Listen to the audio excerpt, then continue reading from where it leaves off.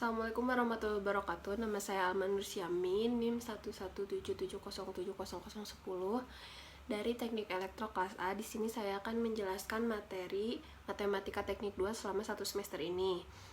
Nah, yang pertama deret Taylor Maclaurin Power Series. Deret Maclaurin penaksiran polinom derajat tak terhingga, dan deret infinite atau tak hingga menyatakan bahwa akhirnya deret ini sama dengan fungsi sebenarnya.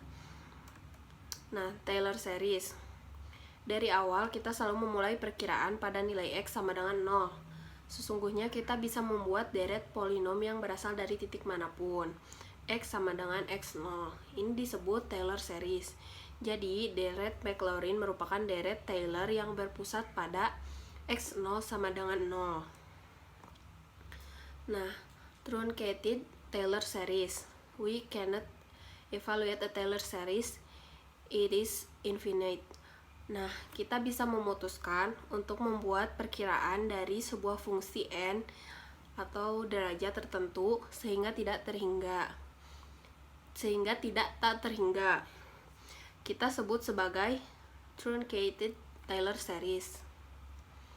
Nah, selanjutnya persamaan nonlinear. Persamaan nonlinear ada metode tabel, metode biseksi, metode regula falsi, metode inversi sederhana. Nah, untuk penentuan akar-akar persamaan nonlinear, akar sebuah persamaan f dalam kurung x sama dengan 0 adalah nilai-nilai x yang menyebabkan nilai fx sama dengan 0. Nah, akar persamaan fx adalah titik potong antara kurva fx dan sumbu x.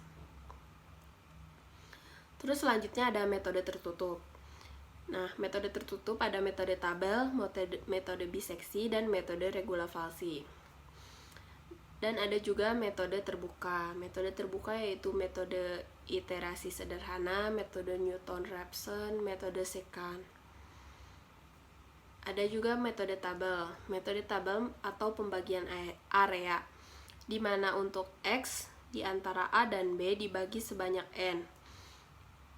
Sebanyak N bagian, dan pada masing-masing bagian dihitung nilai fx.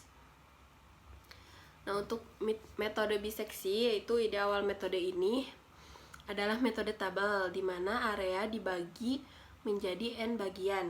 Hanya saja metode biseksi ini membagi range menjadi dua bagian.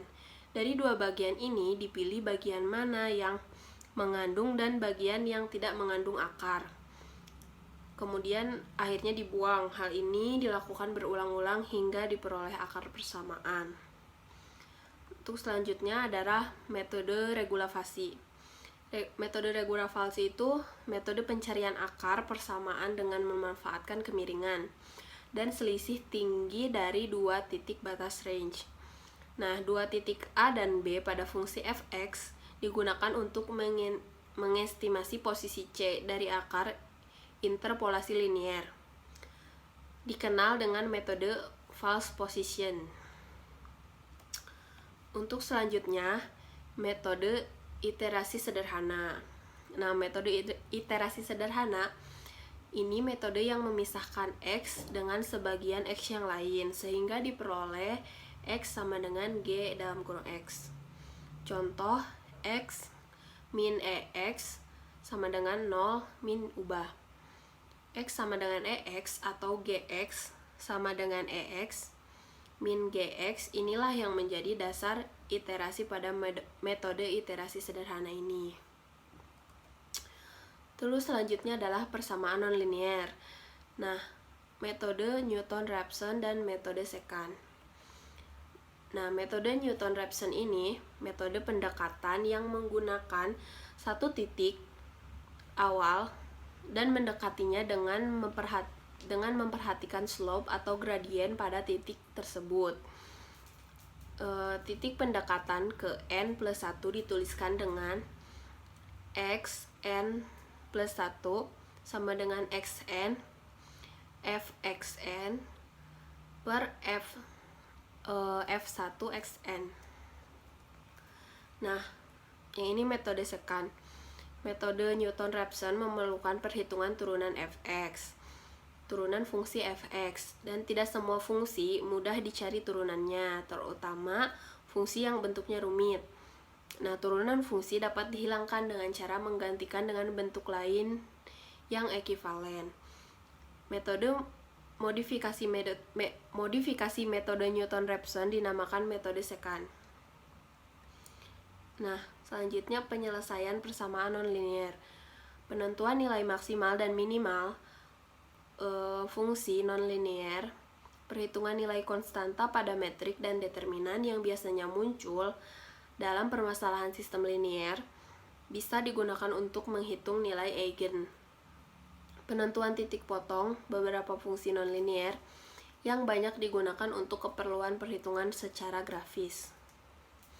Nah, penentuan nilai maksimal dan nilai minimal fungsi nonlinear itu nilai maksimal dan nilai minimal dari fx memenuhi f aksen x sama dengan 0, gx sama dengan f aksen x sama dengan 0. Kemudian menentukan nilai maksimal atau minimal adalah f aksen x. Selanjutnya interpolasi. Tujuannya interpolasi berguna untuk menaksir harga-harga terendah antara titik data yang sudah tepat. Interpolasi mempunyai orde atau derajat. Macam-macam interpolasi, ada interpolasi beda terbagi Newton dan ada interpolasi Lagrange. Nah, interpolasi linear. Interpolasi linear adalah pendekatan interpolasi dengan derajat 1. Pada kenyataan sama dengan mendekati suatu harga tertentu melalui garis lurus. Nah, untuk memperbaiki kondisi tersebut dilakukan sebuah interpolasi dengan membuat garis yang menghubungkan titik, yaitu melalui orde 2, orde 3, orde 4, dan seterusnya. Sehingga yang sering juga disebut interpolasi kuadrik, kubik, dan seterusnya. Interpolasi Lagrange. Nah, interpolasi Lagrange pada dasarnya dilakukan untuk menghindari perhitungan dari diferensi terbagi hingga interpolasi Newton. Nah, rumusnya Fnx sama dengan sigma n1 sama dengan 0, Lix Fx1 dengan Lix sama dengan Pnj sama dengan 0, x min per xi min x. Sekian materi yang saya sampaikan pada video ini. Terima kasih.